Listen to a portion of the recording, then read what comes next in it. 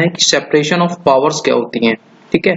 तीन जो ऑर्गन्स हैं गवर्नमेंट के, उन तीन ऑर्गन्स में सेपरेशन ऑफ पावर्स क्या है जो हमारे कॉन्स्टिट्यूशन में तो ये जो सेपरेशन ऑफ पावर की फिलॉसफी है ये फ्रेंच फिलोसोफर ने दी थी, इसको प्रोपोगेट किया था फ्रेंच फिलोसोफर ने, and it was propagated in his book the spirit of law. Book का नेम है, book name the spirit of law, and this philosophy was given by Montesquieu.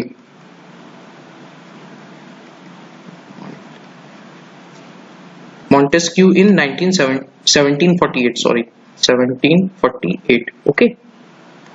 So separation of power की जो theory है वो ये बोलती है जो तीन ऑर्गन है हमारे, जो तीन ऑर्गन है, पहला है लेजिस्लेटिव, दूसरा है executive and third one is judiciary.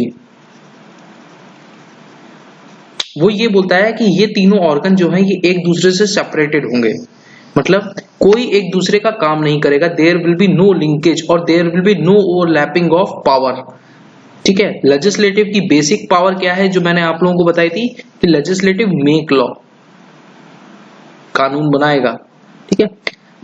Executive क्या करेगी, work on that law, work that law,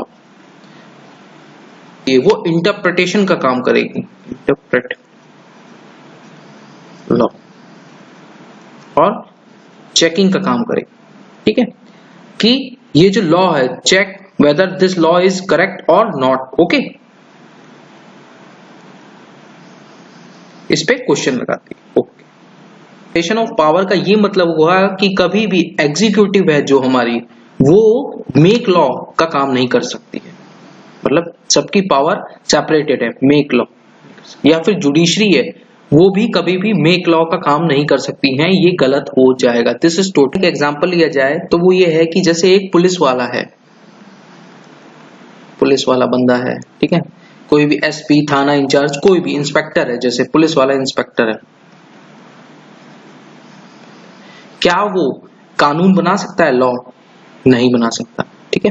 क्या वो कानून का इंटरप्रिटेशन कर सकता है, इंटरप्रेट लॉ? नहीं कर सकता। वो क्या कर सकता है, वो उसमें वर्क कर सकता है, वर्क ऑन मेड लॉज। जैसे कि किसी ने चोरी की, सिंपल सी बात, तो उस चोरी का जो अपराध है ना, वो क्या है, वो कानून जो लिखा है, जैसे चोरी करने के लिए 7 इयर्स की आपको सजा होगी, अरेस्ट होगा, ठीक है, वो प्रोसीजर्स हैं, वो बाई लॉज हैं, वो सब बने हुए हैं, तो वो सारे लॉज पुलिस वाला बना सकता है, जो इंस्पेक्टर है वो बना सकता है, क्या वो बना सकता है? नहीं, ठीक है, वो ये बना नहीं सकता। क्या वो इंटरप्रेट कर सकता है इस लॉ को कि ये लॉ सही है या नहीं है, इसका इंटरप्रिटेशन ऐसे लेना चाहिए या नहीं लेना चाहिए, ये नहीं कर सकता। लेकिन वो क्या कर सकता है, उस आदमी को अरेस्ट कर सकता है, ओके, क्योंकि अरेस्ट करने की पावर किसको दी है, ये लॉ से डिराइव है, ओके। एक और एग्जांपल हम लोग लेने की कोशिश करते हैं और समझते हैं कि जैसे कि कोई भी आपके एरिया में सांसद है, सांसद या एमपी है, या फिर आपका कोई भी सीएम है, ठीक है, चीफ मिनिस्टर है आपका, वो क्या करेगा, क्या वो किसी को अरेस्ट कर सकता है? नहीं। लेकिन सीएम क्या कर सकता है, लॉज बना सकता है, वो सारे लॉज जिसमें आपने कोई भी क्राइम किया है तो आपको उसमें कॉन्विक्ट किया जाए, ठीक है, वो लॉ मेकिंग का प्रोसेस कौन करेगा, सीएम करेगा, ठीक है। अच्छा, ये जो लॉ है इसका जो इंटरप्रिटेशन होना चाहिए, क्या वो कर सकता है, इंटरप्रेट कर सकता है लॉ को? नहीं, क्योंकि वो जुडिशरी करेगी, ओके। तो ये क्या है, सीएम यानी चीफ मिनिस्टर या सांसद एमपी, वो क्या है, लॉ मेकिंग प्रोसेस में आपकी हेल्प करेगा, लेकिन वो एग्जीक्यूटिव, ये अरेस्ट करना किसका पार्ट हो जाएगा, एग्जीक्यूटिव। अभी मैंने आप लोगों को पहले बताया पुलिस वाला, ठीक है, इंटरप्रिटेशन जुडिशरी करेगा। अच्छा, इसको थर्ड वे में समझा जाए, जैसे चीफ जस्टिस ऑफ इंडिया है, ठीक है, या फिर सुप्रीम कोर्ट का कोई भी जज है,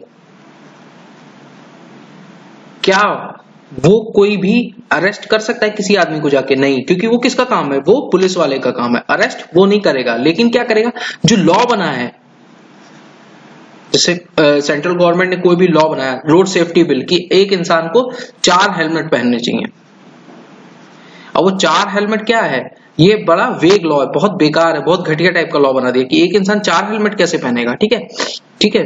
तो ये जब ये इस तरह का बिल्कुल इररिलेवेंट लॉ बनेगा तो उसका इंटरप्रिटेशन, उसको वैलिडिटी कौन देगा, वो सुप्रीम कोर्ट ऑफ इंडिया देगा। ठीक है, तो सुप्रीम कोर्ट, जुडिशरी का क्या काम होगा, इंटरप्रिटेशन और validate the law is correct और नॉट। ओके, वो तो इसका मतलब ये हुआ, तो इसका मतलब ये हुआ कि आपके जो तीनों ऑर्गन है उनकी अलग अलग फंक्शनैलिटी है, वो अलग। सो नाउ अब इंडिया के कंटेक्स्ट में हम लोग पढ़ते हैं, क्या इंडिया में सेपरेशन ऑफ पावर है वो फुल्ली दी गई है या फिर फुल्ली इलास्टिक है कोई फंक्शन, जैसे बोलते हैं कि मतलब कि क्या जो तीनों हमारी ऑर्गन है और तीनों बॉडीज है, लेजिस्लेटिव, एग्जीक्यूटिव और जुडिशरी, इन सब की जो पावर्स हैं, ठीक है, वो क्या अलग अलग हैं बिल्कुल या फिर थोड़ी सी ओवरलैपिंग है। तो इंडिया के कंटेक्स्ट में अगर बोला जाएगा तो ये देखिएगा कि इन दोनों की जो पावर है वो कुछ हद तक बहुत ज्यादा ओवरलैप करती हैं। ठीक है, जबकि जो जुडिशरी है उसकी, ठीक है, जुडिशरी हमारे यहाँ इंडिपेंडेंट है, ऐसा बोला जा सकता है। हमारे यहाँ जो सेपरेशन ऑफ पावर है वो लेजिस्लेटिव और एग्जीक्यूटिव के बीच में क्लियरली डिफाइंड नहीं है प्रॉपरली, लेकिन हमारी जो जुडिशरी है वो प्रॉपरली एक तरह से डिफरेंट है, उसको एक पूरा इंडिपेंडेंट अलग रोल दिया गया है। लेकिन ये तीनों ऑर्गन्स आपस में एक दूसरे का चेक्स एंड बैलेंसेस का काम करते हैं, जिसमें जुडिशरी का और दोनों ऑर्गन्स में चेकिंग का काम बहुत इंपॉर्टेंट हो जाता है। इसको अभी समझते हैं। तो अगर लेमैन टर्म में समझने की कोशिश की जाए कि इंडिया में लेजिस्लेटिव और एग्जीक्यूटिव जो है वो कैसे ओवरलैप करती हैं, और स्पेशली ऊपर लेवल पे। ऊपर लेवल का मतलब कि कैसे किसी आप ऑर्गेनाइजेशन में वर्क कर रहे हो तो आप पहले क्या वहां पे जूनियर इंजीनियर बनते हो, फिर सीनियर इंजीनियर बनते हो, फिर आप वहां पे मैनेजर के रोल पे जाते हो, फिर उसके बाद वाइस प्रेसिडेंट बोलते हो। ठीक है, द सेम प्रोसेस यहाँ पे भी होता है कि इंडिया में जैसे एग्जीक्यूटिव है, ओके, और लेजिस्लेटिव है, तो इस हिरार्की में जो नीचे लेवल के जो काम करने वाले बंदे हैं वो जो हैं उन दोनों की पावर तो क्लियरली डिफाइंड है कि एग्जीक्यूटिव मतलब जैसे एक पुलिस वाला है नीचे, है ना, वो क्या करेगा, किसी पर्सन को डिटेन करेगा जब वो एक गलत क्राइम करेगा, क्राइम कन्विक्ट करेगा।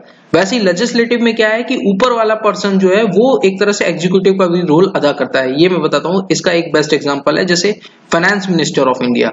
फाइनेंस मिनिस्टर ऑफ इंडिया का 2 रोल है इंडिया के पर्सपेक्टिव से सोचा जाए, वो ये है, पहला कि वो लॉ मेकिंग में काम मदद करता है। लॉ मेकिंग जैसे हमारी जो फाइनेंस की पॉलिसीज होंगी, फाइनेंस की पॉलिसी होंगी वो कब बनाई जाएगी, हर साल जो बजट पेश किया जाएगा, ठीक है, प्रेजेंटेशन ऑफ बजट, वो कौन करता है, फाइनेंस मिनिस्टर ऑफ इंडिया करता है। ठीक है, तो फाइनेंस मिनिस्टर जो है वो हमारा लेजिस्लेटिव का पार्ट होगा। ठीक है, सेम अगर जो बजट बन जाएगा, बनने के बाद प्रेसिडेंट उसको एसेंट दे देगा, साइन कर देगा। ठीक है, बजट बनने के बाद फाइनेंस मिनिस्टर की ही रिस्पॉन्सिबिलिटी ये होती है कि उसका एग्जीक्यूशन हो, यानी इनैक्टमेंट हो, उस बजट पे काम किया जाए, वेरियस डिपार्टमेंट्स को वेरियस रिसोर्सेज प्रोवाइड किए जाएं। अच्छा, सिमिलर वे में जो जैसे मान लीजिए जो इनकम टैक्स है, इनकम टैक्स, अब इनकम टैक्स में एक इंस्पेक्टर की पोस्ट होती है।